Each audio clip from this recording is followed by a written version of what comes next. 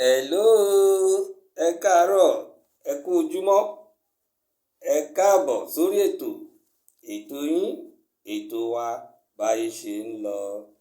Báyé ṣe ń lọ kò yé wa tó, báyé ṣe ń lọ kò yé wa mọ́, ẹ̀yin tèmi ó mà dé ga o. Ibo la tó wá já sí Ọlọ́run, ibo la tún já sí o. Báyé ṣe ń lọ kò yé wa mọ́. Ọ̀rọ̀ gbogbo nǹkan kan ṣáà ń ṣẹlẹ̀ lórílẹ̀‐èdè Nàìjíríà yìí ni. Ẹ wo ilé tó tún ṣẹlẹ̀ lágbo òṣèré.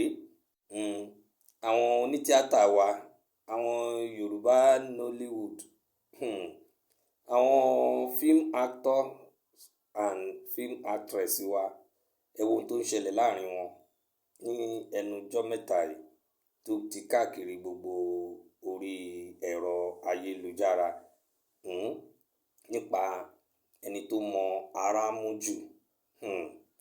Ọ̀rọ̀ Bobrisky la mú wá o pẹ̀lú àwọ́ọ̀dù best dresser èyí tó gbà tó dá rògbòdìyàn sílẹ̀.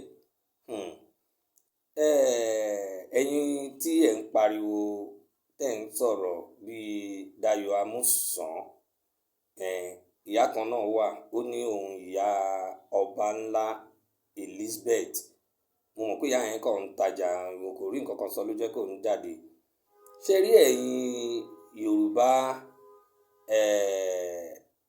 film actress yẹn, ẹ̀yin ni mo rí bá wí. Because tẹ́ bá wo ọ̀rọ̀ tí Jìgan bàbá ọjà sọ, Jìgan ní pé àwọn ti fẹ́ lé bọ̀bọ́ ìpa láàrin àwọn. Ẹ̀yin náà lẹ ń sọ pé kán fi sílẹ̀, kán jẹ́ kó wá sáàrin wọn. Ó dẹ̀ ti wá sáàrin yín nísìnyí, especially ẹ̀yin obìnrin yẹn. Ẹ̀yin náà lẹ gbà á láàyè, ó wá gbàjọba mọ́ yín lọ́wọ́ ń sìn. Ẹ rí ayé yín nìyẹn. Ẹ ṣe wèrè o. But ẹ kàn òṣì lẹ ń ṣe. Òṣì. Ya wèrè kọ́lọ́run má fi wèrè ṣe yín. But ẹ ń ṣòṣì. Òṣì ni gbogbo yín ṣe. Ìwọ Fẹ́mi Adébáyọ̀, wàláì mo blame ẹ gan-an. Wo bí orúkọ ẹ ṣe ga tó. Orúkọ á túbọ̀ máa ga sí ni o, because lára pé ìgbéga ń bá orúkọ ẹ náà ní gbogbo eléyìí tó ń ṣẹlẹ̀ yìí. Táyé ń pè ẹ́ lọ́tùn, tó ń pè ẹ́ lósì. Wọ́n rí ẹ as a good actor náà ni. O mọ̀, mi ní sọ aburú nípa ẹ̀, but nǹkan tó ṣe ó kù díẹ̀ káàtó. Kò ń ṣerú àwọn ètò yẹn ló yẹ kán ti rí ẹ náà, Fẹ́mi Adébáyọ̀. Ó ti pọ̀jù gbogbo àwọn nǹkan yẹn lọ náà. Wo ọlá inú oṣù Ramadan tá wà yìí. O tẹ̀ tún wò pé you are a good Muslim. O tẹ̀ respect ara rẹ rárá. Mo mọ̀ pé torí owó ló ṣe nǹkan tó ṣe yìí o, but tó wáyé kó tiẹ̀ ro fún sure, because Yorùbá a ní ìtàn gan. Nǹkan tó ṣẹlẹ̀ yìí wàláì orúkọ ẹ ò lè parẹ́. Ìwọ ló wá lọ́wọ́ award, ìwọ ló lọ́wọ́ announce the best dresser. Ọkùnrin bíi tiẹ̀ ló wá tó fún. Ṣùgbọ́n ìyá tó lóun ọba ńlá Elizabeth yẹn, ìyá ọba ńlá Elizabeth. Ìyá yẹn ní pé òun mọ̀ bóyá òun dòdì ni. Ṣó ti rí? Torí pé nǹkan tó fọwọ́ ara ẹ̀ fà fúnra ẹni. Wọ́n ní pé òun dòdì Bobrisky. Wo bí tó bá rẹ̀ lórúkọ jẹ́ dé. Jìgan má bínú jàre. Iṣu ẹni ló mú ọwọ́ ẹni bọ ipò, báwọn Yorùbá ṣe sọ. Sórí gbogbo nǹkan tí Dayọ̀ bá ń sọ má dá lóhùn. Ara ló ń ta Dayọ̀. Dayọ̀ Amúsàn, ara ń ta ẹ́. Orí Tóyìn Abraham, òun ti sáré gba kámú. Ó ti ta mọ́ Bobrisky. Ó ti sọ fún ọ̀gbẹ́ni òun máa jẹ́ ń bẹ̀ o. Bobrisky dẹ̀ ti sọ fún un, ó lóun máa settle ẹ̀. Òun ti gbójú. Bẹ́ẹ̀ ti wọ́, ó kàn wá ń larí mọ́lẹ̀. Bó ṣe ń bú Dayọ̀, bó ṣe ń bú Fẹ́mi Adébáyọ̀, ló ń bú Jìgan, ló ń bú everybody. Ó jẹ́ lọ gbé jẹ́. Ká ní ìwọ náà bá fún ní best dresser ẹni. Kò sẹ́ni tó máa sọ̀rọ̀ náà. Ẹ̀yin náà lẹ fa Bobrisky mọ́ra. Ẹ̀yin lẹ sọ di star. Ẹ̀yin ní náà, àti ẹ̀ tún gbọ́ pé tẹ bá fẹ́ ṣe party wèrè tẹ máa ń ṣe. Ẹ má aṣọ 20,000 naira fọ́kùnrin. Ẹ mú aṣọ 150,000 naira fóbìnrin.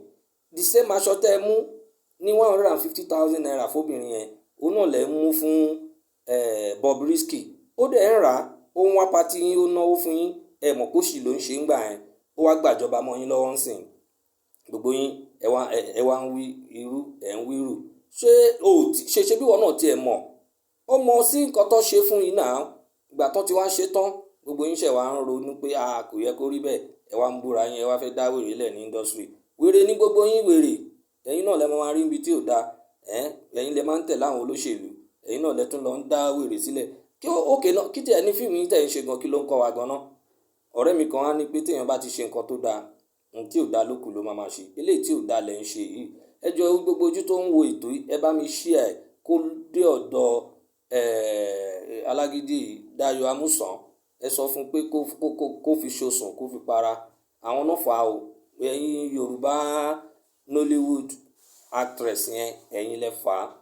Ẹ̀yin nínà ìgbà tẹ́ ń gbé aṣọ 150 fún aṣọ 200,000 fún tó ń bá yín rà, ẹ mọ̀ pé wèrè ni, ẹ mọ̀ pé òṣì ló ń ṣe ń gbà yẹn. Ẹ wò di Bobrisky o, brotherhood to brotherhood. Ẹ wò ọmọ mi ó ti ya sáré gbé, ó ti wọ studio, ó ti ṣorin fún un. Ẹ tí ì rí nǹkan kan. Ìwọ Bobrisky máa jọba lọ́ntì ẹ̀ jàre, ó ti jẹ lọ, ó ti gbàjọba lọ́wọ́ wọn. Àwọn wèrè wọ́n ń sá kíjokíjo. Ẹ tí ì mọ anything. Tẹ́ bá tún rí mi, á tún gbà mọ́ yín lọ́wọ́. Ẹ tí ì mọ nǹkan kan. Bobrisky, Ọlọ́run ló fún ẹ ṣe jọ. Fẹ́mi Adébáyọ̀ tó bá ló ń dòdì, òun ló mọ̀. Bí ò dẹ̀ dòdì, on his own ni. Ìmọ̀ràn mi fún Fẹ́mi Adébáyọ̀ ni pé ó yẹ kó ro àwọn nǹkan míì tó máa ṣe kó tó ṣe. Kò ń ṣe pé kó kàn máa ṣe anyhow. Eléyìí tó ṣe ìmálamàla ni, I'm telling you. Fẹ́mi Adébáyọ̀, no. Ojúgbà mi ti fún ẹ. Bí ọ̀rọ̀ ìyá yẹn tó sọ pé òun ìyá ọba ńlá Elizabeth yẹn. Mo mọ̀ pé ìyá yẹn náà ara ń ta gbogbo wọn náà ni. Ẹ̀yin Dayo Amusan ló wà. Gbogbo yín tára ń ta. Ẹni tó sọ tiẹ̀ síta, ẹ pẹ̀lẹ́, ẹ má bínú. Ẹni tí ò sọ tiẹ̀ náà síta, ẹ pẹ̀lẹ́, ẹ má bínú. Ẹ fi ṣosùn, ẹ fi para. Ìgbà tẹ́ ti ń gbowó ẹ̀ tó ń bá yín ra aṣọ patí, ẹ mọ̀ pé òṣì ló ń ṣe ń gbà yẹn. Ṣé o tiẹ̀ tún ráwọn àfáà kan gan, àwọn gan tún wà in support of what this Bobrisky is doing. Gbogbo nǹkan tó ń ṣe yẹn, àwọn àfáà kan wà náà. Ṣé bó ṣe patí bíi méjì tara àwọn àfáà ń bẹ. Ṣé o tiẹ̀ rá àfáà kan, ẹ má wulẹ̀ jẹ́ adárúkọ ẹni àfáà, because àwọn àfáà tó dáa wà, àwọn èyí tí ò dáa wà. Àwọn àfáà gan, alátẹnujẹ, àwọn àfáà dédé. Kò ń ṣe gbogbo àfáà o, but àwọn àfáà kan wà tó pé alátẹnujẹ ni wọ́n. Wọ́n rí Bobrisky pé nǹkan tó ń ṣe ò dáa, wọn ò bá sọ̀rọ̀. Ṣé ẹ̀yin tó tiẹ̀ ti gbàjọba mọ́ yín lọ́wọ́, ẹ̀yin lẹ wá fẹ́ sọ̀rọ̀? Ẹ wo ẹ kó rè lọ́jọ́. Báyé ṣe ń lọ kò yé wa mọ́. Báyé ṣe ń lọ kò yé wa tó. Ẹ̀yin tèmi, ẹ bá mi tẹ like and love. Ẹ bá mi pín ètò yìí kó dé ọ̀dọ̀ Bobrisky gangan fúnra rẹ̀. Tó bá dẹ̀ tún lè dọ́dọ̀ Fẹ́mi Adébáyọ̀, ẹ bá mi sọ fún un. Ẹ bá mi pín ètò yìí dọ́dọ̀ ẹ̀. Kó má ṣe bẹ́ẹ̀ mọ́ o, kó stop ṣe bẹ́ẹ̀. Ìyẹn Dayo Amusan náà, ẹ bá mi bẹ̀ kó má bínú, kó fi ṣosùn, kó fi para, kó ṣe bíi ti Tóyìn Abraham, ìyẹn ti sáré gba kámú tiẹ̀. Ókè ẹ̀yin tèmi, àní rí jù báyìí lọ. Ó dìgbà.